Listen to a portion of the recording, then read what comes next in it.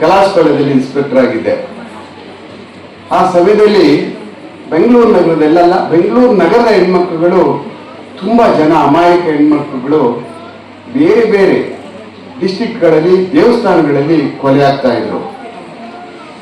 ಅವಾಗ ನನಗೆ ಯಾಕೆ ಇಷ್ಟೊಂದು ಬೆಂಗಳೂರು ನಗರದ ಹೆಣ್ಮಕ್ಳುಗಳು ಬೇರೆ ಡಿಸ್ಟಿಕ್ಗಳ ದೇವಸ್ಥಾನಗಳಲ್ಲಿ ಮತ್ತೆ ಅಲ್ಲಿರ್ತಕ್ಕಂಥ ವಸತಿ ನಿಲಯಗಳಲ್ಲಿ ಕೊಲೆ ಆಗ್ತಾ ಇದ್ದಾರೆ ಅಂತ ಅನ್ನುವಂಥದ್ದು ನನಗೆಲ್ಲೋ ಅನ್ನಿಸ್ತು.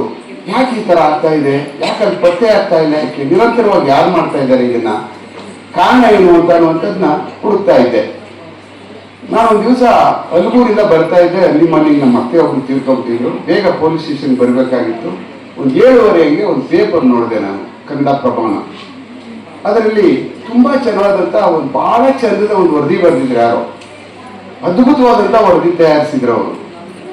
ಯಾವ ತಿಂಗಳಲ್ಲಿ, ಯಾವ್ಯಾವ ದಿನಗಳಲ್ಲಿ, ಯಾವ್ಯಾವ ದೇವಸ್ಥಾನಗಳಲ್ಲಿ ಯಾವ್ಯಾವ ಹೆಣ್ಮಕ್ಳುಗಳನ್ನ ಕೊಲೆ ಮಾಡಿದ್ದಾರೆ, ಯಾಕೆ ಕೊಲೆ ಆಯಿತು, ಆ ಕೊಲೆಗಳ ಸಾಮೀಪ್ಯತೆ ಏನು, ಒಂದಕ್ಕೊಂದು ಹೇಗೆ ರಿಲೇಷನ್ ಇದೆ, ಕೊಲೆ ಮಾಡಿರ್ತಕ್ಕಂಥ ರೀತಿಗಳಾಗಿದೆ ಅಂತ ಅನ್ನೋದು ತುಂಬ ಚೆನ್ನಾಗಿ ಬರೆದಿದ್ರು. ಅದಾದ್ಮೇಲೆ ನಾನು ಬೆಂಗಳೂರಿಗೆ ಬಂದು ಆ ಪೇಪರ್ ತಗೊಂಡು ಹೆಬ್ಬಾಳದ ಕೆಂಪಮ್ಮ ದೇವಸ್ಥಾನ ಅಂತ ಅನ್ನುವಂಥದ್ದು ಒಂದು ದೇವಸ್ಥಾನದ ಅರ್ಚಕಿ ನಮ್ಮ ಏನು ಮದ್ದೂರಿನ ವೈದ್ಯನಾಥೇಶ್ವರ ಟೆಂಪಲ್ನ ಒಂದು ಪ್ರಾಂಗಣದಲ್ಲಿ ಕೊಲೆಯಾಗಿದ್ರು. ನಾನು ಕೆಂಪಮ್ಮ ದೇವಸ್ಥಾನ ಎಲ್ಲಿದೆ ಅಂತೇಳಿ ನಮ್ಮ ಸಬ್ ಇನ್ಸ್ಪೆಕ್ಟರ್ ಕರ್ಕೊಂಡು ಬನ್ನಿ ಹೋಗೋಣ, ಒಂದು ರೌಂಡ್ ನೋಡ್ಕೊಂಡು ಬರೋಣ, ಏನು ನಮ್ಮ ಬೆಂಗಳೂರಿನ ಹೆಣ್ಮಕ್ಳುಗಳನ್ನೇ ಕರ್ಕೊಂಡೋಗಿ ಕೊಲೆ ಮಾಡ್ತಾ ಇದ್ದಾರೆ, ಯಾಕೆ ಅಲ್ಲಿಯವ್ರನ್ನ ಬಳಸ್ಕೊಳ್ತಾ ಇಲ್ಲ, ಏನಿದೆ ಬನ್ನಿ ಹೋಗಿ ಬರೋಣ ಅಂತ ಹೋದೆ. ಅಲ್ಲಿ ಹೋದಾಗ ಒಂದೊಂದೇ ನನ್ನ ತನಿಖೆಯ ಒಂದು ದಿನಗಳು ಪ್ರಾರಂಭ ಆದವು. ಬಹಳ ಬೇಗ ಅದನ್ನ ತನಿಖೆ ಮಾಡಿ ಅವ್ರನ್ನ ಪತ್ತೆ ಮಾಡಬೇಕು ಅನ್ನುವಂಥ ಒಂದು ಛಲ ನನ್ನನ್ನು ಹುಟ್ಕೊಳ್ತು. ಇಲ್ಲಾಂದ್ರೆ ಇಂಗ್ಲಿಷ್ ಹೆಣ್ಮಕ್ಳನ್ನ ಕರ್ಕೊಂಡೋಗಿ ಕೊಲೆ ಮಾಡ್ತಾರೋ ಅಂತ ಅನ್ನುವಂಥದ್ದು ನನಗೂ ಅನ್ನಿಸ್ತಾ ಇತ್ತು. ಅವಾಗ ಯಾರ್ಯಾರು ಕೊಲೆ ಆಗಿದ್ದಾರೆ ಅಂತ ಅನ್ನುವಂಥ ಮಾಹಿತಿಗಳನ್ನ ನಾನು ಸಂಗ್ರಹಿಸಿದೆ.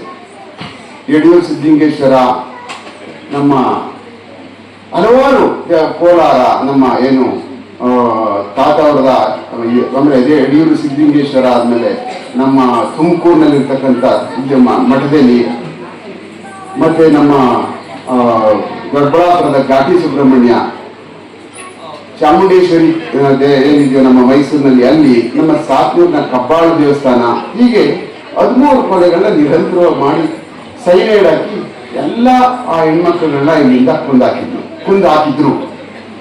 ನಾನು ಅದರೊಳಗಡೆಗೆ ಕೇಸಿನ ಒಳಗಡೆಗೆ ಪ್ರಾರಂಭ ಆಗ್ಬೇಕಾಗಿದ್ದಲ್ಲಿ ನಮ್ಮಲ್ಲಿ ಆಗ್ತಾ ಇರಲಿಲ್ಲ, ನನ್ನ ಜೂರಿಶಿಕ್ಷನ್ ಅಲ್ಲ, ನಮ್ಮ ಸಿಟಿನಲ್ಲ. ಆದರೆ ಹೆಣ್ಮಕ್ಳುಗಳು ಇಲ್ಲಿಂದ ಕೊಲೆಯಾಗಿ ಹೋಗ್ತಾ ಇರ್ತಕ್ಕಂಥದ್ದು ನನಗೆಲ್ಲೋ ಯಾಕೆ ಯಾರು ಮಾಡ್ತಾ ಇಲ್ಲ ಅನ್ನುವಂಥದ್ದು ಮುಂದೆ ನನಗೊಂದು ಸಂಶಯ ಕಾಡ್ತಾ ಇತ್ತು. ಮತ್ತೆ ಇಷ್ಟೊಂದು ನಾವು ಪೊಲೀಸ್ ಕೆಲಸದಲ್ಲಿ ಅಜಾರಕರ ಅಂದರೆ ಅಷ್ಟೊಂದು ಸೋಮಾರಿಗಳ ಇದನ್ನು ಪತ್ತೆ ಮಾಡೋಕ್ಕಾಗದೇ ಇರ್ತಕ್ಕಂಥವ್ರು ಅನ್ನುವಂಥ ಸಣ್ಣ ಒಂದು ಚಾಲೆಂಜನ್ನು ತಗೊಂಡು ಆ ಕೇಸ್ನ ಒಳಗಡೆಗೆ ಬಹಳ ಸುಲಭವಾಗಿ ಹೋದೆ. ಅದನ್ನ ಹೇಗೆ ಪತ್ತೆ ಮಾಡಬೇಕು ಅನ್ನುವಂಥದ್ದು. ಕೊನೆಗೆ ನನಗೆ ಆ ಕೇಸ್ನಲ್ಲಿ ಒಂದು ಹೆಣ್ಣಿನ ಧ್ವನಿ ಪ್ರಾರಂಭವಾಯಿತು. ಹೆಣ್ಣು ಈ ಕೇಸ್ಗಳ ಹಿಂದೆ ಇದ್ದಾಳೆ, ಇದೆಲ್ಲ ಅಪೂರ್ವಕವಾಗಿ ಮಾಡಿರ್ತಕ್ಕಂಥವಳು ಒಂದು ಹೆಣ್ಣು ಅನ್ನುವಂಥದ್ದು. ನಾನು ಅವಳನ್ನ ಓರಿಯರಿಂಗ್ ಅಂತ ಕರಿತೀವಿ, ಅವಳನ್ನ ಟೆಲಿಫೋನ್ನ ಪತ್ತೆ ಮಾಡಿ ಅವಳು ಯಾವ್ದು ಪತ್ತೆ ಆಗ್ತಾ ಇದ್ದಾಳೆ, ಯಾವ್ದು ಇದ್ದಾಳೆ ಅಂತ ಅನ್ನುವಂಥದ್ದನ್ನ ನಾನು ಬಹಳ ತುಂಬಾ ಈ ಟೆಲಿಫೋನ್ಗಳಲ್ಲಿ ನಾನು 1996ರಲ್ಲಿ ಮೊಬೈಲ್ಗಳು ಬಂದರೆ ನಾನು 98ನೇ ಟೆಲಿಫೋನ್ಗಳನ್ನ ಟ್ಯಾಪ್ ಮಾಡ್ತಕ್ಕಂಥದ್ದು, CDRಗಳು ತಗೊಂಡು ಬೇಯಿಸ್ತಕ್ಕಂಥದ್ದು, ಅವ್ರ ಅಂತರಂಗದೊಳಗಡೆ ಕೂತ್ಕೊಂಡು ಈ ಕ್ರಿಮಿನಲ್ಗಳನ್ನ ಅವರ ಅಟ್ಟಹಾಸಗಳನ್ನ ಕೇಳ್ತಕ್ಕಂಥ ಕಾರ್ಯಕ್ರಮ ಮಾಡ್ತಾ ಇದ್ದೆ. ಹಾಗೆ ಇವಳ ನಂಬರ್ನು ಸಹ ನಾನು ಟವರ್ ಡೀಟೇಲ್ಸ್ಗಳಿಂದ ಮತ್ತೆ ನನ್ನ ಟೆಕ್ನಿಕಲ್ ನಾಲೆಡ್ಜಿಂದ ಬಹು ಬೇಗ ಪತ್ತೆ ಮಾಡಿ ಅವಳ ಒಂದು ಮೊಬೈಲ್ ಏನು ಸಂಪರ್ಕ ಇಟ್ಕೊಂಡಿದ್ದೋ ಅದ್ರ ಮುಖಾಂತರ ಒಳಗಡೆ ಹೋಗಿ ಅವಳನ್ನ ಪತ್ತೆ ಮಾಡಿ ಹಿಡ್ಕೊಂಡೆ. ಅಷ್ಟೊತ್ತಾಗಲೇ ಅವಳು 13 ಕೊಲೆಗಳು ಮಾಡಿಬಿಟ್ಟಿದ್ದು. ಕರ್ಕೊಂಡು ಬಂದೆ ನಾನು. ಕರ್ಕೊಂಡು ಬಂದಾದ್ಮೇಲೆ ಅವಳು ಕ್ವಶನ್ ಮಾಡೋಕೆ ಹೋಗ್ತಾ ಇರುವಂಥ ಪರಿಸ್ಥಿತಿ ಬಹಳ ದೊಡ್ಡ ಚಾಲೆಂಜು. ಯಾಕೆಂದರೆ ಸೂಸೈಡಲ್ ಟೆಂಡೆನ್ಸಿ ಇತ್ತು ಅವಳಿಗೆ. ಏನಾದರೂ ಗೊತ್ತಾಗ್ಬಿಡ್ತಾರ ಪೊಲೀಸರುಗಳಿಗೆ ಅಂತೇಳಿ ಅವಳು ಅಟೆಂಪ್ಟ್ ಮಾಡಿಕೊಂಡು ಸಾಯಿಗೆ ಪ್ರಯತ್ನ ಮಾಡ್ತಾ ಇದ್ಲು.